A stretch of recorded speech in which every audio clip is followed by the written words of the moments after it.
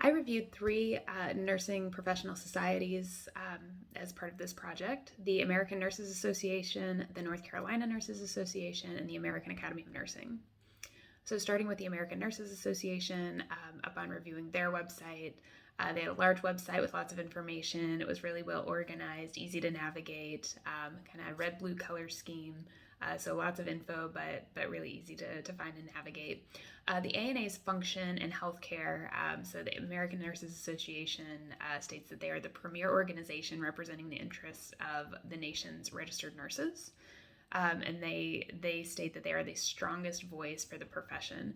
Their mission is to lead the profession to shape the future of nursing and healthcare.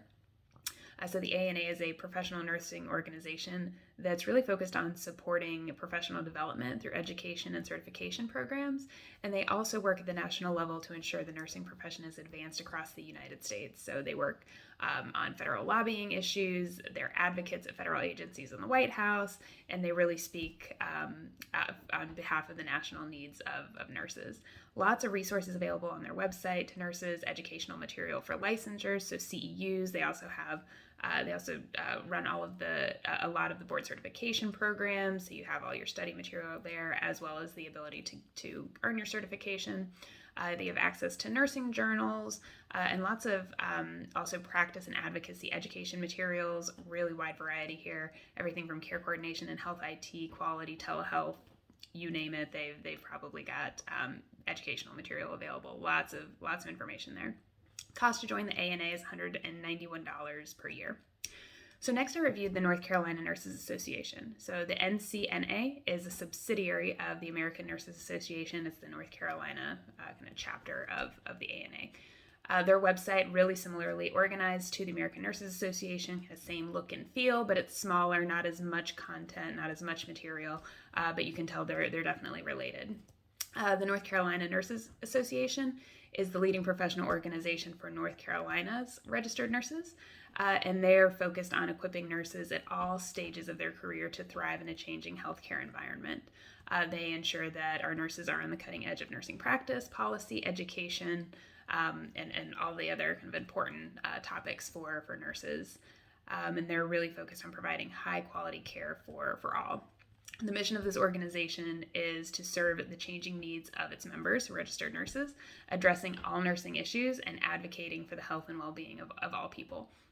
The NCNA is the largest professional nursing organization in North Carolina, and it represents nurses from across all practice areas. Doesn't matter where you practice, they are your representative. While the ANA works at the national level, the NCNA works at the state level to advocate for the nursing profession. The resources available to nurses, again, lots of educational material, licensure material, so you can get your CEUs through this website. They also offer a pathway to teach and award CEUs, and they also offer a pathway to become a CEU provider. So I think that's kind of interesting. Cost to join the NCNA is $180 annually, or you can join the NCNA and the ANA for $307 a year. So kind of a discount if you bundle those together. And then the third professional society I looked at was the American Academy of Nurses, the AAN. So this website was different, definitely a lot smaller than the other two, kind of a green and white color scheme. Again, really well organized, navigation bar on top, lots of information below. The American Academy of Nurses serves the public in the nursing profession by advancing healthcare policy through organizational excellence and effective nursing leadership. So the AAN is really focused on nursing policy. There are about 2,900 members. They're called fellows of the Academy, and they create evidence-based policy and advance those types of initiatives in healthcare.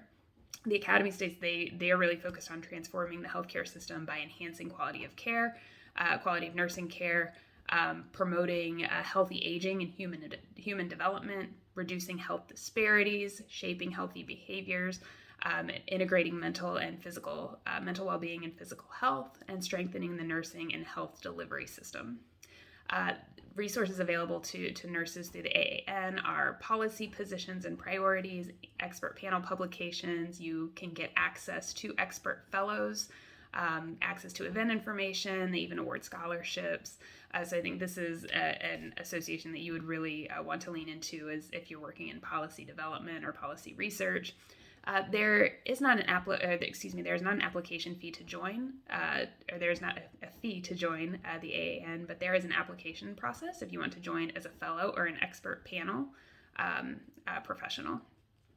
So as far as professional nursing organizations go, I am not a member of a professional nursing organization, and I don't plan to join one at this time, largely because I don't have the time to dedicate to it. While there are a lot of benefits to joining a professional nursing organization, I think there are a lot of barriers in place for nurses. A lot of this could be financial. They're pretty expensive to join. If you're going to invest in joining a professional nursing organization, you also need to devote the time to really get the benefit out of that organization. And so a lot of nurses have busy lives and busy families, and may not be able to devote the time needed to get the value out of that. Nurses may not join because they don't see the value in joining one either, or maybe they don't have an interest in it. Thank you.